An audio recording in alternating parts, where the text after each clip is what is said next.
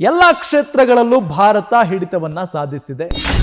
ಬಡತನ ನಿರ್ಮೂಲನೆ ಯಾವಾಗ, ಬಡತನ ಮುಕ್ತ ರಾಷ್ಟ್ರ ಯಾವಾಗ ಭಾರತ ಆಗೋದು? ಈ ಅತುಲ್ ಕುಮಾರ್ ಎಂಬ ವಿದ್ಯಾರ್ಥಿ ಇದ್ದಾನಲ್ಲ, ತುಂಬಾ ಬುದ್ಧಿವಂತ. ಪರೀಕ್ಷಾ ಅಥವಾ ಈ ಫೀಸ್ ಕಟ್ಟೋದಕ್ಕೆ ಆತನ ಬಳಿ ಹಣ ಇಲ್ಲ. 17,500 ರೂಪಾಯಿ ಇಲ್ಲ ಆತನ ಬಳಿ.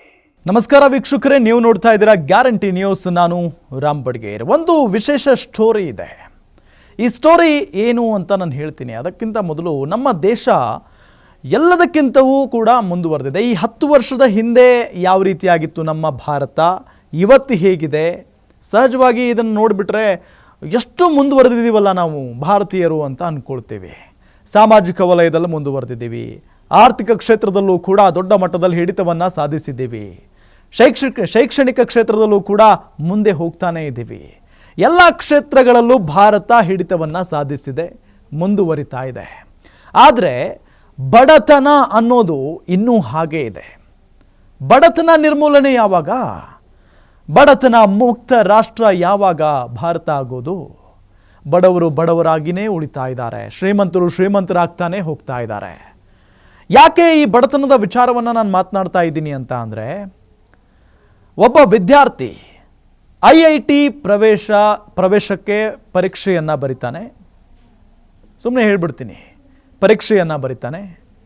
ಆದರೆ ಪರೀಕ್ಷಾ ಅಥವಾ ಈ ಫೀಸ್ ಕಟ್ಟೋದಕ್ಕೆ ಆತನ ಬಳಿ ಹಣ ಇಲ್ಲ.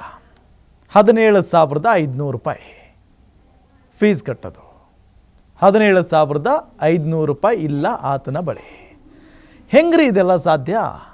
17,500 ರೂಪಾಯಿ ಕಟ್ಟೋದಕ್ಕೆ ಆತನ ಬಳಿ ಇಲ್ಲ ಹಣ. ಅದಾದ ನಂತರ ಅದು ನಿರಾಕರಣೆ ಆಗಿಬಿಡುತ್ತೆ ಕತೆ. ಅಂದರೆ ಆತನಿಗೆ ಪ್ರವೇಶ ಸಿಗೋದಿಲ್ಲ. ಅಲ್ಲಿ ನಿಗದಿತ ಅವಧಿಯ ಒಳಗಡೆ ಪ್ರವೇಶ ಶುಲ್ಕ ಪಾವತಿಸಲು ಆಗದ ಕಾರಣ IIT ಧನ್ಬಾದ್ನಲ್ಲಿ ಸೀಟು ಕಳೆದುಕೊಂಡಿದ್ದ. ಆತನ ಹೆಸರು ಅತುಲ್ ಕುಮಾರ್. ಈ ಅತುಲ್ ಕುಮಾರ್ ಎಂಬ ವಿದ್ಯಾರ್ಥಿ ಇದ್ದಾನಲ್ಲ, ತುಂಬ ಬುದ್ಧಿವಂತ. ಅವರ ಅಪ್ಪ ಅಮ್ಮನಿಗೆ ಭಾಳಷ್ಟು ಹೆಮ್ಮೆ ಇದೆ ಅಂಥ ಮಗನನ್ನು ಪಡೆದುಕೊಂಡಿದ್ದಕ್ಕೆ. ಎಲ್ಲದರಲ್ಲೂ ಕೂಡ ಅತ್ಯುನ್ನತವಾಗಿ ಪಾಸ್ ಆಗ್ತಾ ಇದ್ದ, ಜೊತೆಗೆ ಒಳ್ಳೆಯ ಹುಡುಗ ಕೂಡ ಆಗಿದ್ದ. ದಲಿತ ವಿದ್ಯಾರ್ಥಿ ಆತ, ದಲಿತ ಹುಡುಗ.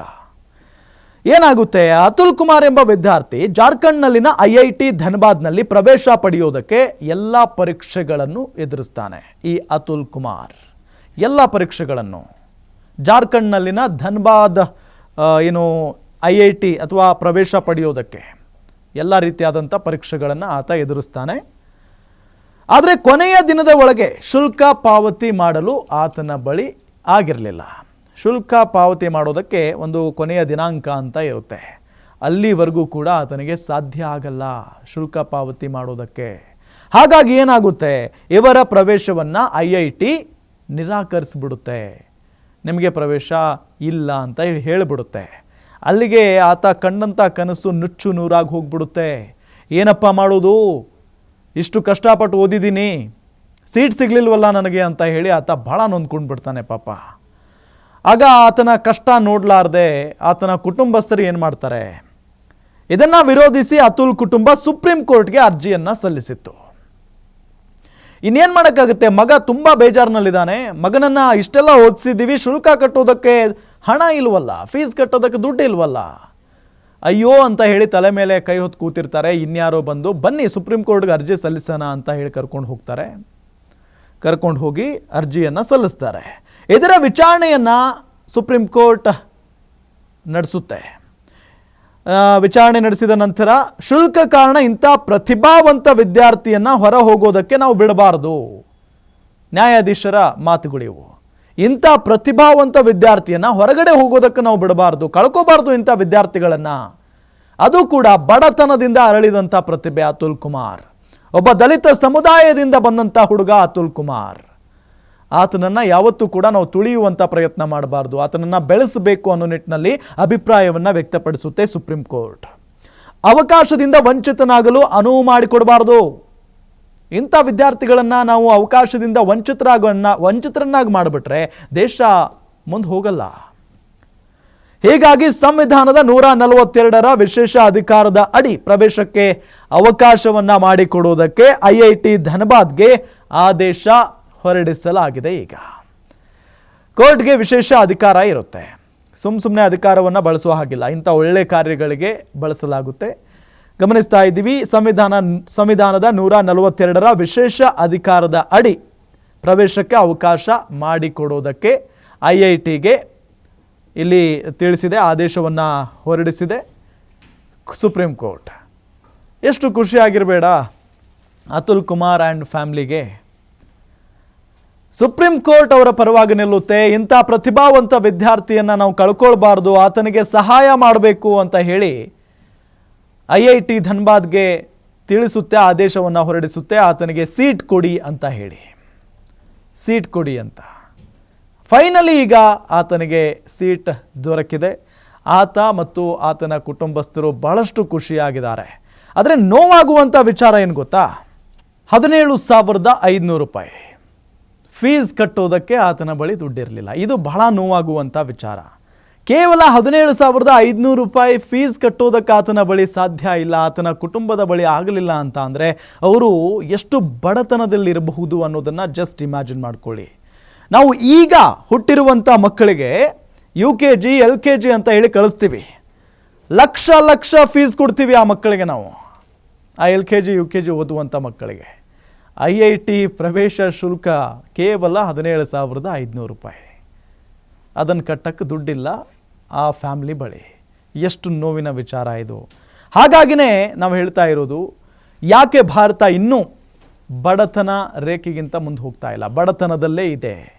ಎಲ್ಲ ಒಂದು ಕಡೆ ಬಡತನ ಅಂತ ಹೇಳೋಕ್ಕಾಗಲ್ಲ, ಯಾಕೆ ಅಂತ ಹೇಳಿದರೆ ಭಾಳಷ್ಟು ಮುಂದುವರೆದಿದೆ ಭಾರತ, ಮುಂದುವರಿತಾ ಇರುವಂಥ ರಾಷ್ಟ್ರ. ಎಲ್ಲದರಲ್ಲೂ ಕೂಡ, ಎಲ್ಲ ಕ್ಷೇತ್ರಗಳಲ್ಲೂ ಕೂಡ ಆರ್ಥಿಕವಾಗಿಯೂ ಕೂಡ ಸದೃಢರಾಗ್ತಾ ಇದ್ದೀವಿ, ಸಾಮಾಜಿಕವಾಗಿಯೂ ಕೂಡ ನಾವು ಮುಂದೆ ಹೋಗ್ತಾ ಇದ್ದೀವಿ. ಎಲ್ಲ ನಿಟ್ಟಿನಲ್ಲೂ ಕೂಡ, ಎಲ್ಲ ಕ್ಷೇತ್ರಗಳಲ್ಲೂ ಕೂಡ ಭಾರತ ಮುಂದುವರಿತಾ ಇದೆ. ಆದರೆ ಭಾರತ ಒಳಗಡೆ ಇರುವಂಥ ಜನ ಇನ್ನೂ ಬಡವರಾಗೇ ಇದ್ದಾರಲ್ಲ, ಶ್ರೀಮಂತರಾಗಿಯೇ ಹೋಗ್ತಾ ಇದ್ದಾರೆ, ಬಡವರಾಗಿಯೇ ಉಳಿತಾ ಇದ್ದಾರೆ. ಕಾರಣ ಏನು ಅನ್ನೋದೊಂದು ಪ್ರಶ್ನೆ. ಇಂಥ ಪ್ರತಿಭಾವಂತ ವಿದ್ಯಾರ್ಥಿಗಳಿಗೆ ಎಲ್ಲೋ ಒಂದು ಕಡೆ ಭಾಳಷ್ಟು ಮೋಸ ಆಗ್ತಾ ಇದೆ. ಇಂಥ ಪ್ರತಿಭಾವಂತರನ್ನು ಬೆಳೆಸುವ ಮನಸ್ಸು ನಮ್ಮ ಒಂದು ಸರ್ಕಾರಗಳಿಗೆ ಪ್ರಮುಖವಾಗಿ ಬೇಕಾಗುತ್ತೆ. ಒಬ್ಬ ದಲಿತ ಸಮುದಾಯದ ಹುಡುಗ, ಪ್ರತಿಭಾವಂತ ಹುಡುಗ IIT ಧನ್ಬಾದ್ನಲ್ಲಿ ಓದಬೇಕು ಅನ್ನೋದು ಭಾಳ ಆಸೆ ಇರುತ್ತೆ ಆತನಿಗೆ. ಎಲ್ಲ ಪರೀಕ್ಷೆಗಳನ್ನು ಕೂಡ ಬರಿತಾನೆ, ಪ್ರವೇಶ ಶುಲ್ಕ ಕೊಡೋದಕ್ಕಾಗದೆ ಆತ ನಿರಾಸೆಗೊಳಗಾಗ್ತಾನೆ, ಆ ಸೀಟು ವಂಚಿತನಾಗ್ತಾನೆ ಅಂತ ಅಂದರೆ ಜಸ್ಟ್ ಇಮ್ಯಾಜಿನ್. ನಮ್ಮ ಮುಂದೆ ಕಾಣ್ತಾ ಇರುವಂಥ ಒಬ್ಬನೇ ಒಬ್ಬ ವಿದ್ಯಾರ್ಥಿ ಈತ ಅತುಲ್ ಕುಮಾರ್. ಆತನಿಗೆ ಸುಪ್ರೀಂ ಕೋರ್ಟ್ ಆಶೀರ್ವಾದ ಸಿಕ್ತು, ಸುಪ್ರೀಂ ಕೋರ್ಟ್ ಎಲ್ಲೋ ಒಂದು ಕಡೆ ಆತ ಓದಬೇಕು ಅಂತ ಹೇಳಿ ಅಭಿಪ್ರಾಯಪಟ್ಟು ಆತನಿಗೆ ಸೀಟ್ ಕೊಡಿಸ್ತು, ಎಲ್ಲ ಓಕೆ. ಅತುಲ್ ಕುಮಾರ್ ರೀತಿ ಇನ್ನೂ ಎಷ್ಟು ಜನ ಇರಬಹುದು ದೇಶದಲ್ಲಿ? ಫೀಸ್ ಕಟ್ಟಕ್ಕಾಗಲ್ಲ, ಒಂದೊತ್ತಿನ ಊಟ ಕೂಡ ಸಿಗ್ತಾ ಇರಲ್ಲ ಪಾಪ ಎಷ್ಟೋ ಜನರಿಗೆ. ಊಟ ನಿದ್ದೆ ಬಿಟ್ಟು, ಎಲ್ಲ ಬಿಟ್ಟು, ಫ್ಯಾಮಿಲಿ ಬಿಟ್ಟು ಇನ್ನೆಲ್ಲೋ ಹೋಗಿ ಅಲ್ಲೆಲ್ಲೋ ಕೆಲಸ ಮಾಡಿಕೊಂಡು ಬೇರೆ ಬೇರೆ ಎಕ್ಸಾಮ್ಗಳಿಗೆ ಓದ್ತಾ ಇರ್ತಾರೆ ವಿದ್ಯಾರ್ಥಿಗಳು. ಅಂಥವ್ರಿಗೆ ಸರ್ಕಾರದಿಂದ ಭಾಳಷ್ಟು ಸಪೋರ್ಟ್ ಬೇಕೇ ಬೇಕು. ಈ ಅತುಲ್ ಕುಮಾರ್ ನಮ್ಮ ಕಣ್ಣಿಗೆ ಕಾಣಿಸ್ತಾ ಇದ್ದಾನೆ. ಇಂಥ ಅತುಲ್ ಕುಮಾರ್ ಸಾಕಷ್ಟು ಜನ ಇದ್ದಾರೆ ದೇಶದಲ್ಲಿ. ಅಂಥವರನ್ನು ದೇಶ ಬೆಳೆಸಿದರೆ ದೇಶ ಇನ್ನಷ್ಟು ಮುಂದುವರಿಯೋದ್ರಲ್ಲಿ ಅನುಮಾನನೇ ಇಲ್ಲ. ಇದು ಅತುಲ್ ಕುಮಾರ್ ಅವರ ಕತೆ. ನೋಡ್ತಾ ಇರಿ ಗ್ಯಾರಂಟಿ ನ್ಯೂಸ್, ಸುದ್ದಿ ಖಚಿತ, ನ್ಯಾಯ ನಿಶ್ಚಿತ. ಗ್ಯಾರಂಟಿ ನ್ಯೂಸ್, ಸುದ್ದಿ ಖಚಿತ, ನ್ಯಾಯ ನಿಶ್ಚಿತ.